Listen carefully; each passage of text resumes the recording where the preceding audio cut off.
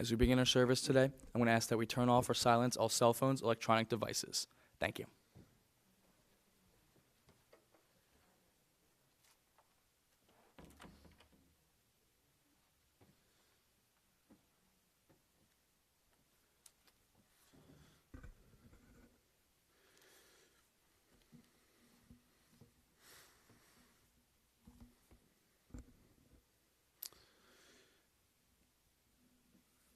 As a parent has compassion for their children, God has compassion for those who show reverence. God knows how we are fashioned. God remembers that we are but dust. The days of mortals are like grass. We flourish as the flowers of the field. A wind passes over us and we are no more. But God's compassion is everlasting. God's kindness to children's children endures age after age, unchanging. We gather this morning in a little bit of snow, but we gather this morning to honor the memory and to share stories of Laura Ames' life, Zichrona Livracha. And before we share those memories and those stories, we'll do as our people, as our Jewish tradition has instructed us to do, and we've done for generation upon generation. We'll turn to the book of Psalms, as it's traditional to recite Psalms in the memories of loved ones.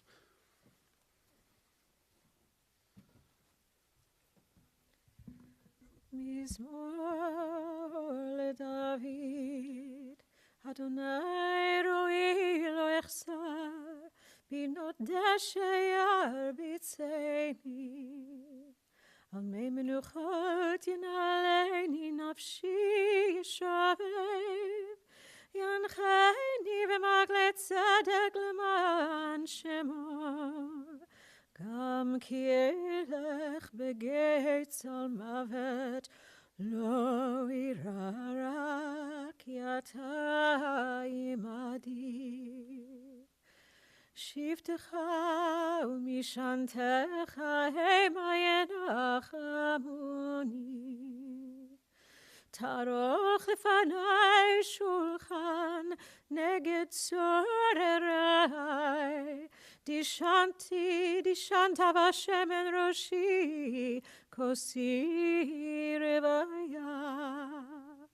אך טוב וחסד ירדפוני כל ימי חיי. ושבתי בבית אדוני לאורך ימים.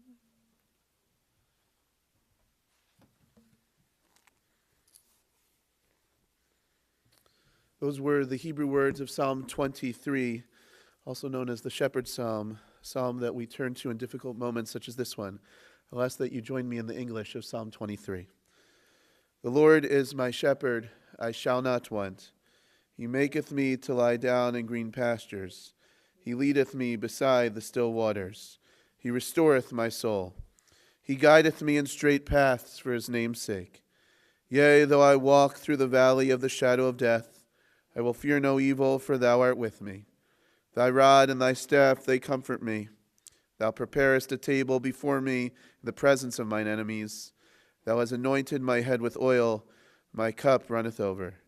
Surely goodness and mercy shall follow me all the days of my life, and I shall dwell in the house of the Lord forever. We are currently reading from the book of Exodus, the second book of the 5 books of Moses, the second book of the Torah, in our annual Torah reading cycle. But we see in the first book of the Torah, in the book of Genesis, that it's already in the beginning chapters of Genesis that when families lose a loved one, it's those family members that step forward to share words of memory, of love, and comfort. And that's what we're going to do now. As first I'm going to invite up Laura's daughter Alyssa, who will speak first, and then her grandson Philip, and then her other daughter, Julie. Alyssa.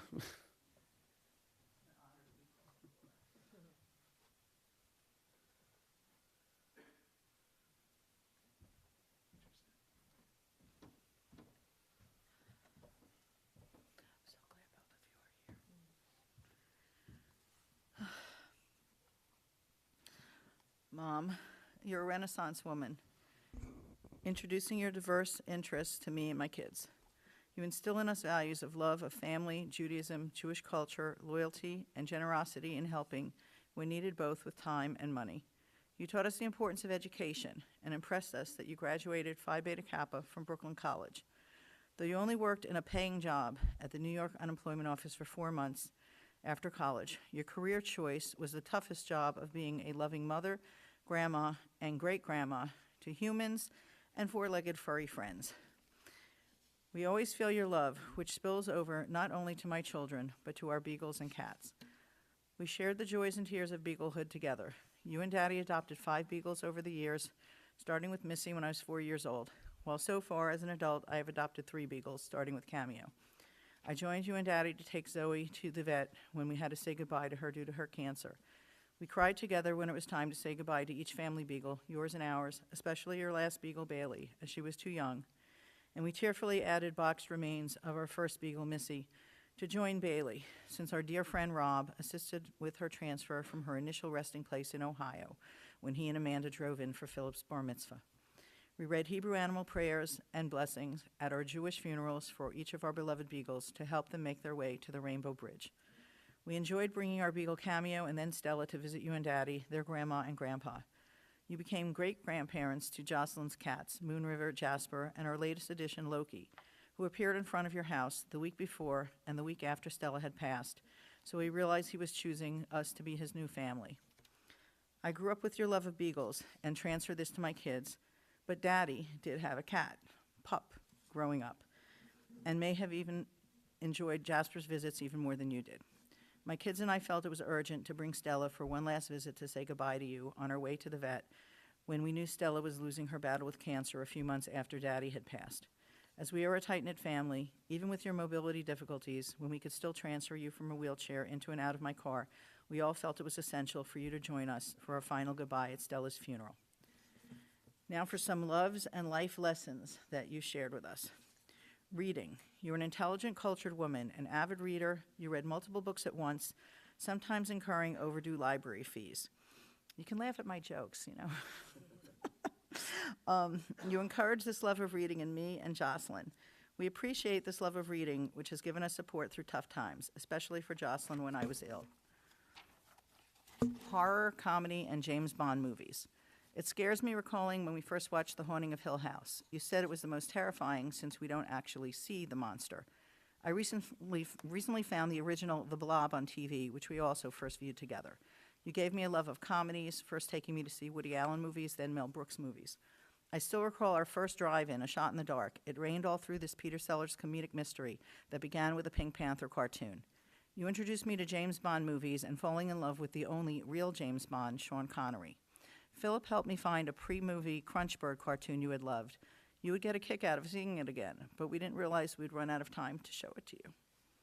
Music. Last year, we rediscovered our shared love of music using Roku. We found your favorite Herb Alpert and the Tijuana Brass on YouTube. I relish the many hours we spent listening to mostly instrumental music, as you would sing along since there are actually words to these songs. I loved how you enjoyed singing when you would also join in singing the old tunes of other singers on YouTube in addition to Herb Alpert. Your aides and I have been amazed at how you recall most of the words, and even more amazed when you make up your own words, which create enjoyable, imaginative songs. We also greatly enjoyed watching a Herb Alpert documentary on YouTube together, and I even did try to reach Herb Alpert by email, but unfortunately didn't get any response. I fondly recall how we joked around that since he was on tour in North Jersey in July 2023, maybe if he got my email, he could swing by to pass a visit on his way home. Flashy fashionista. I learned my flashy sense of style from you, Mom. To share your affinity for Asian decor with fancy Asian motif wallpaper and pieces of art throughout both our homes. To wear combs in my hair, jewels on my hands, and flashy glasses from Fortuna, which I treasure as my last gift from you. You helped me select them in 2019, but my eye doctor appointment got canceled from COVID, so the glasses weren't completed till years later. I still get compliments on them. Teacher. Growing up, you helped and encouraged me with homework and school projects. You continued with your teaching you continued with your teaching skills to assist my children with school. You also helped me navigate the educational system and learn to stand up for myself and for what is right. When we lived in New York, you went up to school to confront my 6th grade teacher who consistently marked correct test answers as incorrect. In Ohio, when you complained to my ninth grade English teacher that his choice of only one Shakespeare play for our class to read was The Anti-Semitic Merchant of Venice, his ridiculous response was that most of the students wouldn't read it anyway. You taught me how to drive, taking over that role after Daddy made me cry, yelling at me that I wasn't entering the freeway soon enough for him, as I was practicing driving to the Eastland Mall in Columbus, Ohio. I was just waiting for a bigger space to enter. My one regret is that I wasn't given the option to move with you and Daddy immediately from Ohio to Wisconsin for my senior year of high school and then college in Wisconsin, where I would have been only a few hours' drive from home instead of stuck in Ohio so far away that I couldn't come home on the Jewish holidays. I treasure all your handwritten, lengthy letters that you sent me at college and fondly recall sitting in my sorority telephone alcove, using the method of the day, making a collect call to ask for myself, and then you would call me back. That situation did teach me another life lesson, that I should include my children in family decisions that affect them. In fact, Mom, remember how I even included Jocelyn and David in the discussion when planning to have a third child, Philip. And fortunately for Philip, they were both in favor of that. Fighting coach. You taught me to be a fighter for educational and medical services. When a rehab company said their services were covered but cut them off and sued me, you brilliantly pointed out they were in network with my insurance and had approved the services so I shouldn't have to pay, and I didn't. An insurance company tried to take my medicine away since it was prescribed off-label, so you helped me with research, astutely pointing out that children are prescribed adult medicines off-label, saying this to the insurance doctor who happened to be a pediatrician, so you won the case for me. We fought another insurance company for Jocelyn's jaw surgery when they tried to exclude it as dental. You helped me again with research to prove it should be covered under medical, so we won that case too. Thanks to you, I learned to fight. That's why I'm still here, because Mom, you were by my side every day when I was in a medically drug-induced coma in the ICU for 42 days in 1998. I was aware of your presence and how you helped bring me back to the present. The past couple of years we worked together for your rehab, and you put up a good fight for yourself too. I treasure this extra year that we got to share with you. Once you helped us with the difficult decision to be put on a feeding tube, when you said you wanted to live, since that was the only way you could due to the sudden, unexpected diagnosis of your severe swallowing issues. Best friend and Bible classmate. Mom, you're my best friend. Sharing our love of collecting art, attending art shows and auctions, our love of learning, taking classes in the community together. God chose January 9 as your final day, the same final day as our beloved Rabbi Soslow of blessed memory, our first rabbi in our first New Jersey temple. He so captivated us with Bible classes, we each became adult bat mitzvah. As active sisterhood members, you wrote the temple newsletter's sisterhood column, and I was sisterhood membership vice president. We attended daytime meetings with most women as stay-at-home moms, enjoying hands-on programs such as flower arranging. When I worked full-time, I took days off to join you for sisterhood events, including going to New York to see Rita Moreno in The Odd Couple on Broadway. You and Daddy instilled Judaic cultural and ethical values in me and my kids, hosting most of our family holiday meals, Jewish or secular. After Rabbi Soslow passed, we became wandering Jews. I joined a succession of synagogues, but you couldn't bear to join a new one.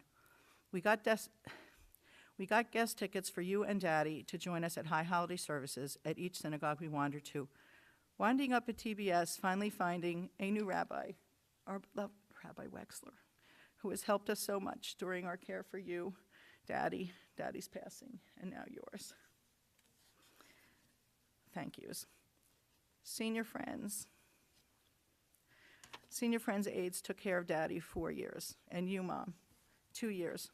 So the owners and staff, Mary, Nancy, Linda, Ariana, and Millie, became like members of our family, though one is a bit fuzzy.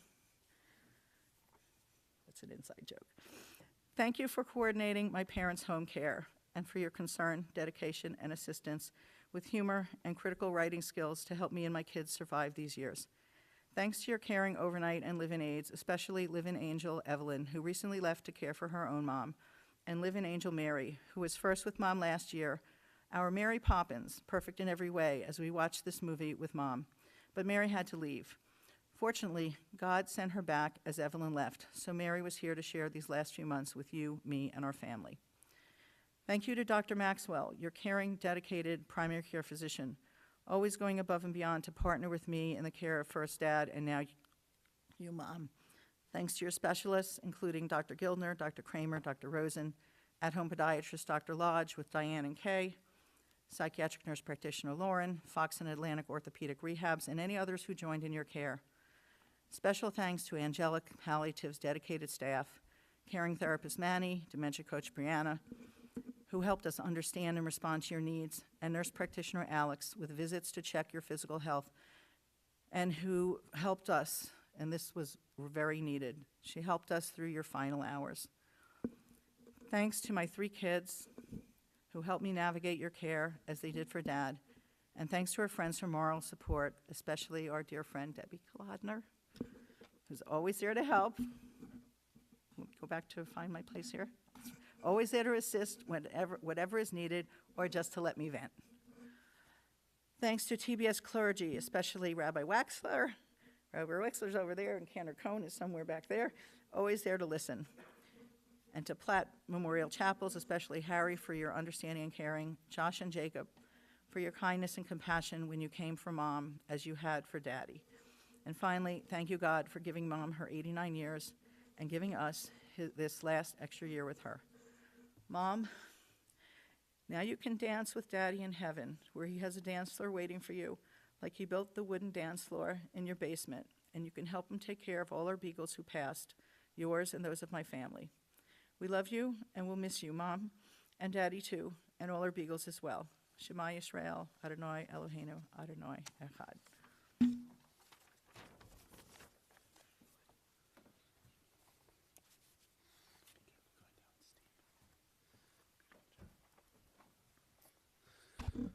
Philip.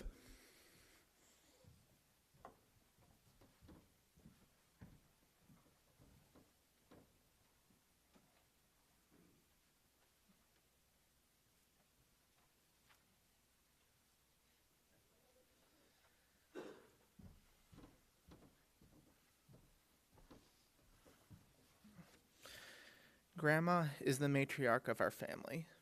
While she let Grandpa think he was in charge, Grandma always ran everything. Grandma always says that they had a 50-50 partnership. Grandpa made the money while Grandma spent the money. Grandma was always very generous, not just with Grandpa's money, but with her love and time and encouragement of each grandchild, with whatever interests were important to us, and sharing stories of her own. Our grandparents traveled all over the world. I remember talking with Grandma about how when she and Grandpa visited Australia, they could see Antarctica in the distance. When they were in Australia, we panicked when we realized there was a time change with daylight savings during their trip, and were concerned that they would miss a connecting flight when crossing the several Australian time zones. But then we looked it up and realized Australia doesn't do the time change at the same time of year as us. In 2010, I was glad to join my grandparents on their trip out west to Mount Rushmore and Yellowstone National Park. I enjoyed the quality time with them on a vacation to a historical place, especially since they appreciated that I was very interested in learning trivia about geography, history, and the presidents. When I was very young, Grandma and Grandpa bought me a quantum leap pad, which contained many educational packets, including some that detailed the inner workings of the human body. This helped get me interested in wanting to become a doctor. Grandma always encouraged me in my medical aspirations and going to medical school. She was such a dedicated grandmother, as she drove me long distances to a pre-med program, which was way out at Burlington County College in Pemberton. While most kids would play I Spy on long road trips, we spent our time naming body parts through the alphabet. I would say aorta, and she would say ankle, and we would take turns until we exhausted all the body parts starting with A that we could think of, and then we would move on to B. Since I was a lot younger than my siblings, I often slept over by myself for weekends at my grandparents' house. I spent a lot of time on their screened-in porch, making progress with Grandma in our efforts to complete the Visible Man project she had bought for me. This is a see-through anatomical figure where we had to place the tiny plastic body parts and paint them with small paintbrushes. We had trouble fitting all the pieces together, but I really enjoyed sharing this interest with her. When I was little, one show I used to watch all the time with Grandma was SpongeBob SquarePants. My mom and I even took Grandma with us to see the second SpongeBob movie in a movie theater in 2015. When I went away to college, Grandma said that she would often watch reruns of SpongeBob on TV because they reminded her of me. When my mom, Sister Jocelyn, and I attended New York Comic Con in 2014, on the last day of the convention, we attended a panel with a bunch of voice actors, including Tom Kenny, the voice of SpongeBob. As we were sitting in the front row, my mom wrote a note on the only paper she had available, the back of our hotel bill. The note said, "We love you, SpongeBob," in bold capital letters, and at the end of the panel, Mom waved it back and forth to get Tom Kenny's attention. Tom waved for us to come up to him, and after we spoke, he signed our paper to Laura, Alyssa, and Philip, my 3 favorite air breathers. Grandma would often tell me how she was always a fan of the Brooklyn Dodgers, and how she felt abandoned and betrayed when they moved to Los Angeles. She couldn't bring herself to become a fan of the Yankees, the forever rival of the Brooklyn Dodgers, so she ended up becoming a fan of the New York Mets. Although Grandma enjoyed watching the Mets on TV, she always complained that they made her suffer. She would say that the Mets were so bad that she should go and play for their team since she couldn't possibly be any worse. Grandma would sometimes show me her misshapen knuckle and call it her pitcher's thumb, which she said she got when she played softball as a young girl. Grandma encouraged me in all my studies, both secular and Judaic. In Hebrew school, I had a family tree project. Grandma helped me learn and reconstruct our family tree, going back both on her side and on Grandpa's side, including Hebrew names and where people came from. I crafted my family tree on a poster board, which had a scroll on it, which my mom always likes to think of as a Torah scroll. When it came time for my bar mitzvah, Grandma once again showed off her creative talents in making centerpieces as she had for my siblings. My theme was game shows, so Grandma made centerpieces with images from a different game show for each table. She also made a trifold standing poster board on which she superimposed my face onto images to show me hosting game shows and receiving awards. Grandma also helped us design my cake, which had game show logos all around its many tiers. For my older brother David's bar mitzvah, since his theme was computers, Grandma made centerpieces of modern, high-tech looking floral arrangements, adding CDs all over. She and Grandpa made styrofoam computer table markers with computer mice made up to look like actual mice, and helped design a 3-dimensional cake that looked like a real computer. My older sister Jocelyn's bat mitzvah had the theme of Noah's Ark. Grandma stenciled Jocelyn's name on wooden arks to be place cards, which were displayed against the backdrop of a rainbow on a wooden stand that Grandpa built. Grandma also did the stenciling on foam board arcs that Grandpa constructed to hold different pairs of stuffed animals to be the holders of floral centerpieces on each table. Grandma also constructed patriotic and scout-worthy centerpieces with red, white, and blue flowers for my Eagle Scout Court of Honor, which my grandparents proudly attended with Mom and my siblings. Grandma always called me her baby because she got to see and take care of me before my own mother came home from her long-term hospital and rehab stay. Grandma, thank you for always making each one of us feel special with your love and attention, and for all you have done for us over the years. We love you, and Grandpa too.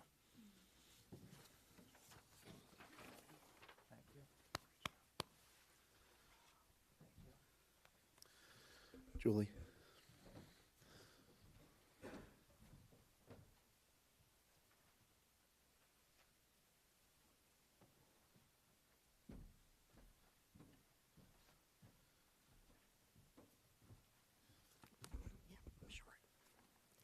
My daughter Ashley, who lives in Maryland, wanted to be here but could not travel due to illness, so I will read the words she prepared. Good morning, everyone. Today we gather to remember my intelligent, witty, loving grandmother, Laura Ames. Grandma always talked about how she was a Phi Beta Kappa in college and that she passed down her wisdom to us. She loved shopping, especially for antiques, and was always so excited to show me her latest purchase. Grandma was especially there for me when the first time I tried getting blonde streaks in my hair, the girl turned my hair orange. Grandma immediately took me to her hair salon and had my hair fixed to the blonde I wanted. When I was in college, I had my first car accident and was extremely upset. My parents were on vacation, so Grandma and Grandpa drove all the way to the University of Delaware to console me and take me back home. Grandma always showed a lot of interest in my dating life, and when I finally told her I had a serious boyfriend who was Jewish, she was ecstatic. Grandpa and Grandma met my now husband, Ryan, when they took us to a very nice lunch at one of their favorite restaurants, Toscana. Grandma and Ryan shared their love for the Mets baseball team and would empathize with each other. When my first daughter, Kayla, came into the world, Grandma made the journey to Maryland to meet her first great-granddaughter. The bond they shared was so special that Grandma declared herself Kayla's fairy grandmother. Grandma always asked me about my job and listened to me vent and was very supportive of my decisions in work and in life. When she found out that my youngest, Kelsey, needed to wear glasses, she said she wanted to get her diamond glasses since she was so special to her. Grandma's presence will be deeply missed, but her legacy of love and wisdom will continue to shine brightly in our hearts. Rest in peace, Grandma. Okay, that's for Ashley. I'd like to share some memories of my mother. As a child, my mother was always there when I got home from school and would talk to me about my day. She even spent time talking to my friends who enjoyed their conversations with her. My mother helped me learn good study habits and reviewed with me before tests. She even helped with school projects if I was overwhelmed with homework. My mother loved to read, and growing up, I learned to share her passion for books. When I was a teenager, my mother joined Weight Watchers with me. We went to meetings together, and she even cooked liver and fish so we could both stick to the plan. My mother came to Chicago to help me when her first grandchild, Brian, was born, but neither of us knew what we were doing. Somehow we got through those first days of being a new mother and a new grandmother. 36 years ago, she welcomed my husband, Bob, into her home when he relocated for his new job. He lived with my parents for a few months before the rest of the family also moved in until we bought a home. My mother took great care of Bob during the time when he got the chance to be an only child, since he grew up with 3 siblings. She kept him company when he drove over an hour away to take a drug test before starting the job. My mother enjoyed talking politics with him and was thrilled when he took her to a Mets game. She said she loved Bob like a son and wanted to adopt him. My mother was very happy to have her grandchildren, Brian and Ashley, living nearby. When Ashley was in kindergarten, she picked her up from school each day so I could teach preschool. She later admitted that she offered to help because she didn't think I would want to keep working, but that wasn't the case, and I continued doing something I loved for 30 years. I worked right around the corner, and we often enjoyed having lunch together. We also enjoyed going to art shows and shopping for antiques. Whenever I look at the paintings on the walls of my home or the rose medallion plates, I will remember our time together. Brian enjoyed watching Mets games with his grandma, and she even tolerated watching the White Sox with him. He talked to his grandma on the phone almost daily and shared many meals with her from Pat's or Johnny Longhots. My mother was proud to attend Brian's graduation from Stockton and celebrate us at dinner with my in-laws in Atlantic City. Ashley shared her grandmother's passion for shopping, and they enjoyed trips to the mall. My mother also helped her prepare for the SAT and was proud to attend her graduation from the University of Delaware. My mother was very excited about becoming a great-grandmother. She was creative and artistic and used her talents to make centerpieces for the baby shower. I am glad she got to meet her 2 great-granddaughters, Kayla and Kelsey, but sorry that the pandemic and her illness prevented her from spending more time with them. My mother told Kayla that she was her fairy grandmother and would get her whatever she wanted. Kayla wanted a Barbie dream house, and her fairy grandmother granted her wish.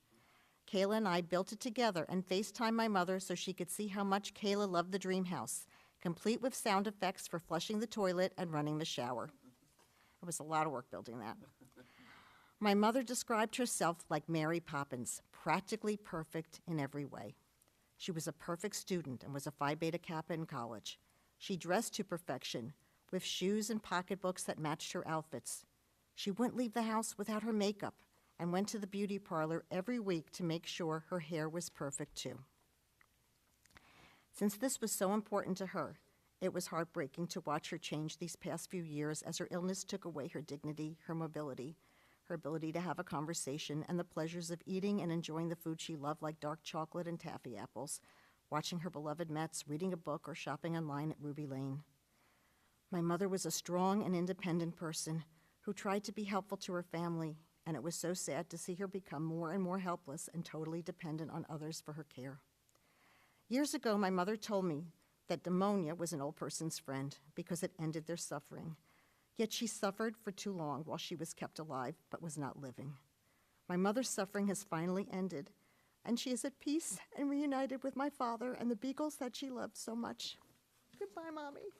I will miss you.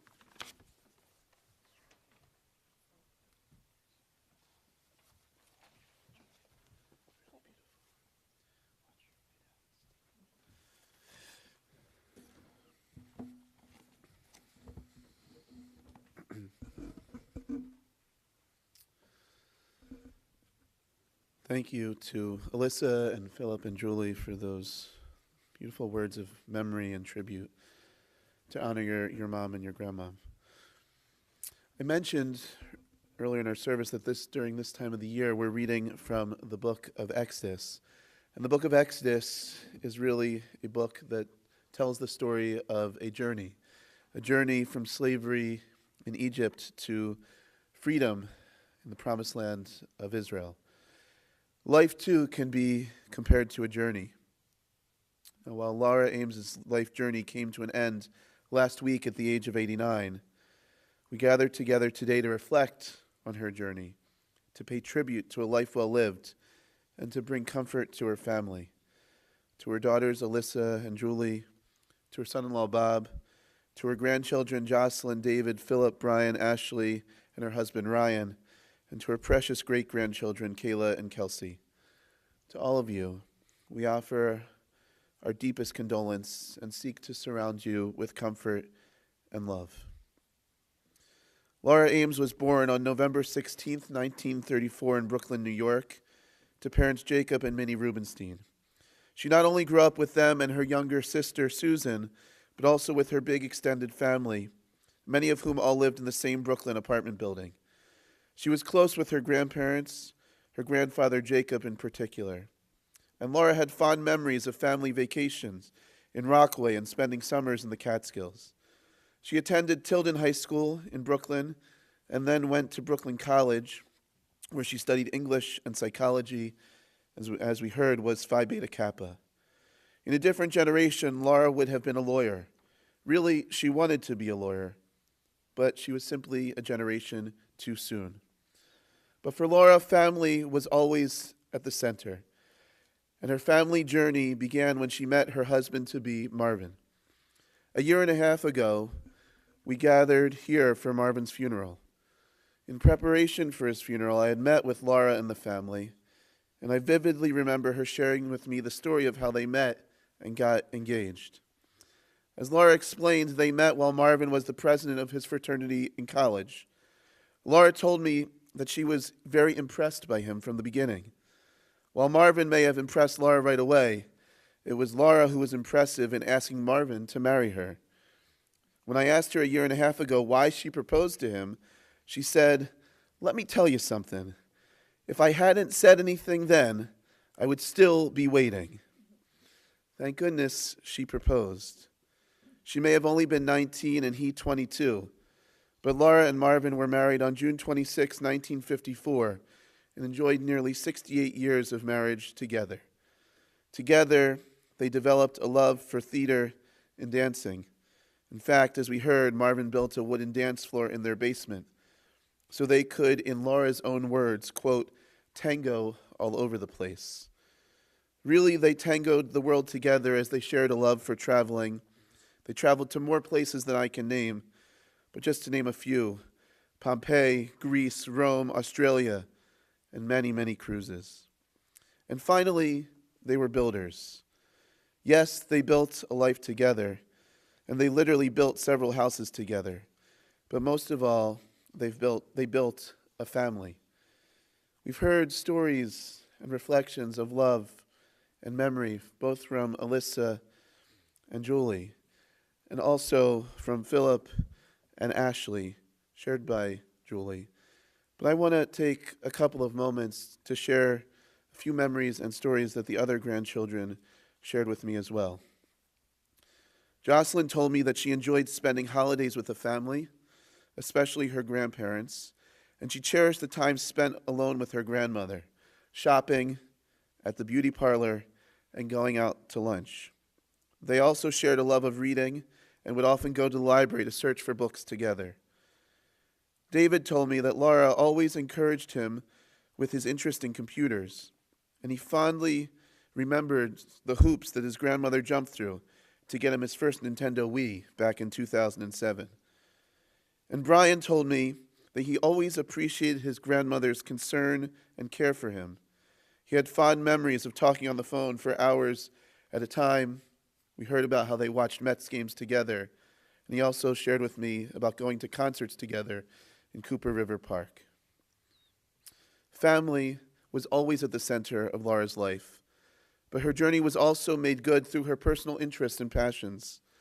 Laura had many good friends, many of whom she and Marvin met in the B'nai B'rith couples, which led to a very active social life.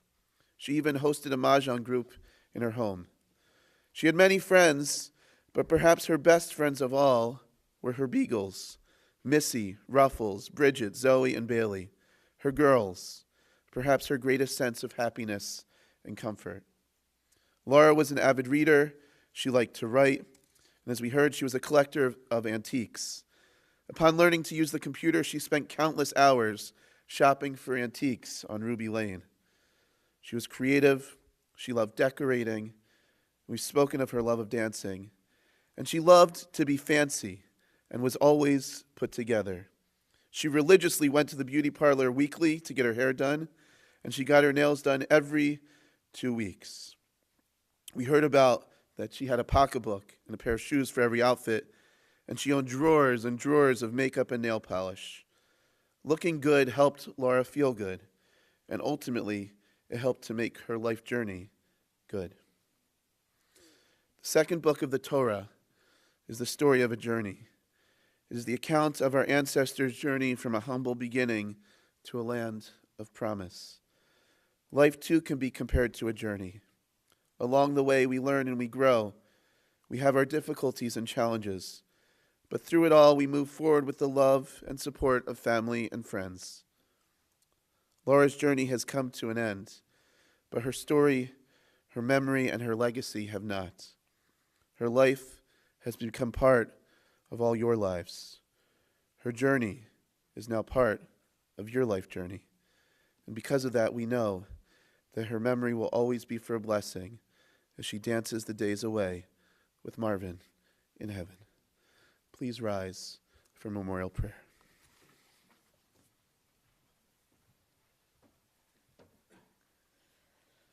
El male rachamim shochein b'amromim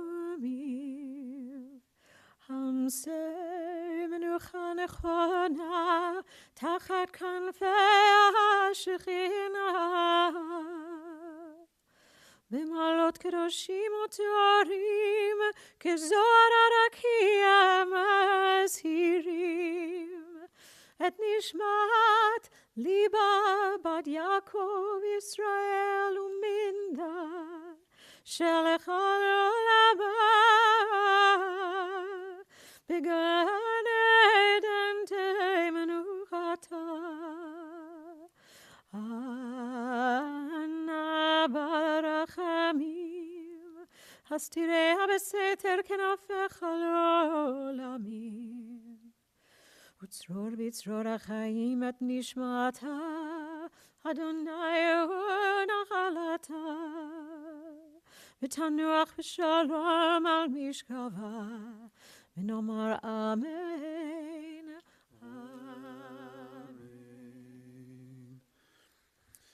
Exalted, compassionate God, grant infinite rest in your sheltering presence among the holy and the pure.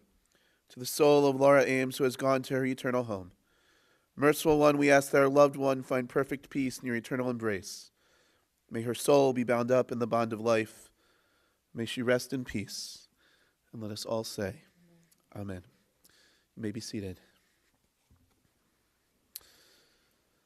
Friends, immediately following the conclusion of our service here in the chapel, Interment will take place at Crescent Memorial Park in Pennsauken, and then after which this family will be moving into the period of Shiva.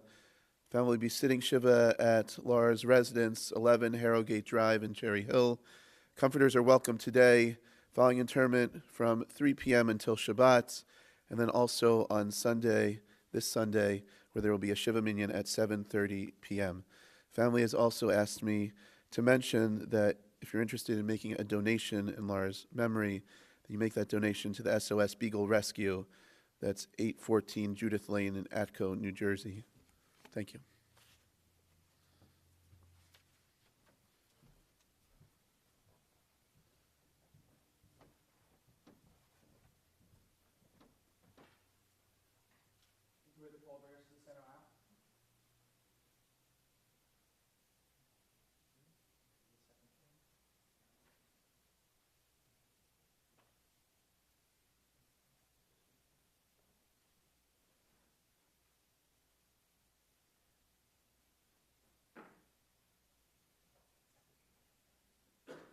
We all rise once more.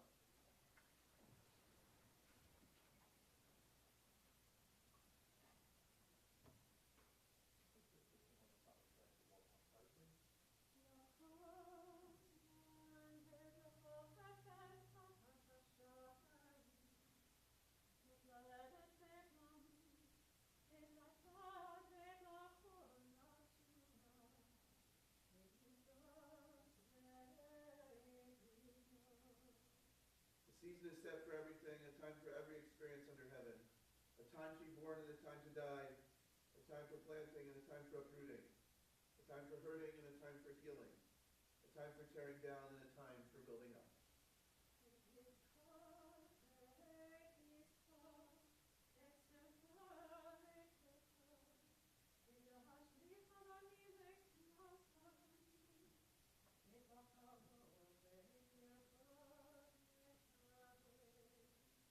A time for weeping and a time for laughing, a time for crying and a time for dancing.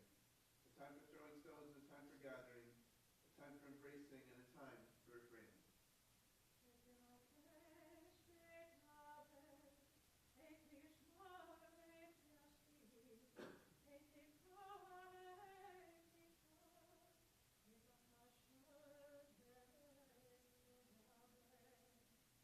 A time for seeking and a time for losing, a time for keeping and a time for letting go, a time for ripping and a time for sewing, a time for speaking and a time for silence.